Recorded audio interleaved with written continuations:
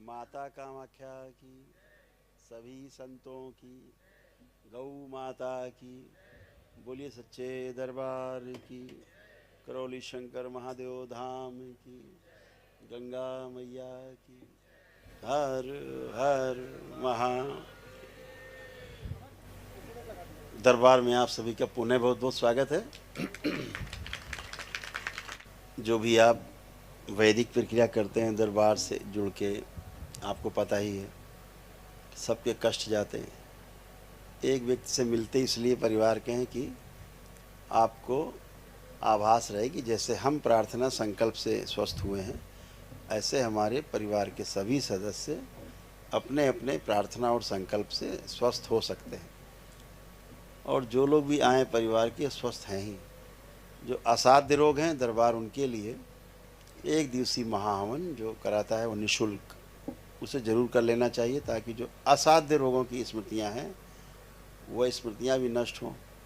क्योंकि असाध्य रोगों के कारण आपका जो स्थूल शरीर है, जो फिजिकल बॉडी है, इसमें सड़न गलन इन्फेक्शन तमाम गंदगी पैदा होती है स्थूल रूप से। तो वो सने सने धीरे धीरे स्मृतियां नष्ट हो जाने के कारण उसमें भी आपको आराम मिलना शुरू होता है। जो औषधियाँ काम नहीं कर रही होती हैं वो औषधियाँ भी काम करने लगती हैं। दरबार अगर औषधियों की बात करता है तो आपसे कहता है कि आयुर्वेद पे आपको जाना चाहिए। कोई भी छोटा सा औषधि है आयुर्वेद की तो आपको फ़ायदा करती, क्योंकि स्मृतियाँ नष्ट हो जाती हैं। तो फिर आपकी आयुर्वेद की दवा भी जो है वो बहुत गति से आपको स्वस्थ करती।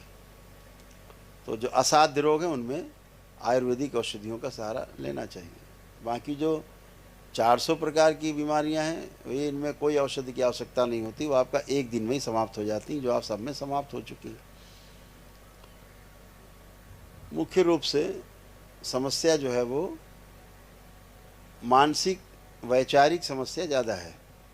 भाव विचार जो अंदर है हमारे, उनमें जो द्वंद्व है, उनमें जो कॉन्फ्लिक्ट है, उसके कारण समस्या ज़्यादा बड़ी दिखाई देती है। शरीर की समस्या कम है लेकिन मन की समस्या सबसे बड़ी है। तो आपकी प्रार्थना और संकल्प से मन की समस्या क्षण में नष्ट हो जाती है, वो स्मृति नष्ट हो जाती है, तो आप स्वस्थ महसूस करते हो। तो आप सभी लोग एक बार छोटा सा संकल्प करेंगे। वो माँ का की जो तस्वीर है अभी आपको स्क्रीन पे दिखेगी, उसके लिए तैयार हो जाएं। माँ की तस्वीर को आप देखें, बाबा माँ को पहले प्रणाम कर लें, फिर माँ की तस्वीर देखें जिसमें माँ के चरणों में ये शरीर का भी चित्र है।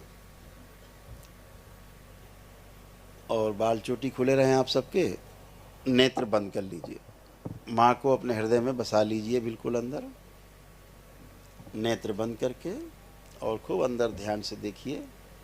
ना दिखे फिर आँख खोल के देखिए और फिर अंदर बसाइए। ये माँ का चित्र आपको बहुत काम आने वाला है भविष्य में। खूब गहरे से देखना है और फिर अंदर बसा लेना है। एक एक सिर से मुकुट से नीचे चरणों से लेके ऊपर तक सब देखना है, अंदर बसा लेना है पूरा। जब भी भविष्य में जीवन में कोई भी कष्ट आए अपने या परिवार के, केवल बाबा माँ को प्रणाम करना है नेत्र बंद करके, और माँ के इस चित्र को ध्यान करना है और अपनी समस्या बोल देनी है, अपना कष्ट बोल देना है। जैसे ही आप आँख खोलते हैं कष्ट गायब होता है, बचता ही नहीं। इतनी सुंदर व्यवस्था है आप सबके पास, जिसके पास पुण्य है दरबार के, उसके लिए। जिन्होंने 5 दिन शिव कथा सुनी है बैठ करके, उनको भी पुण्य है, उनके पास भी अलग से पुण्य है। ये हमेशा उनके पास अंकित रहेंगे और हमेशा उनको समय पर काम आएंगे। जो कोई प्रक्रिया भी नहीं कर पाए हैं और लेकिन कथा सुनी है 5 दिन बैठ के, ये शिव कथा यहाँ पर दरबार में, तो निश्चित रूप से उनके भी कष्ट नहीं बचेंगे। यही दरबार की सबसे बड़ी विशेषता है। तो सभी लोग माँ को अपने हृदय में बसा के और नेत्र बंद कर लें, अपने हृदय में माँ को प्रणाम करते हुए, मन ही मन में अपने लिए और अपने परिवार के सदस्यों के लिए जो भी आपने प्रार्थना की है अभी तक, प्रार्थना कर लें कि हमने जो भी प्रार्थना की है वो हमारे संकल्प, हमारी प्रार्थना पूर्ण कर दी जाए और हम सभी को स्वस्थ रखा जाए। आपकी बड़ी कृपा होगी।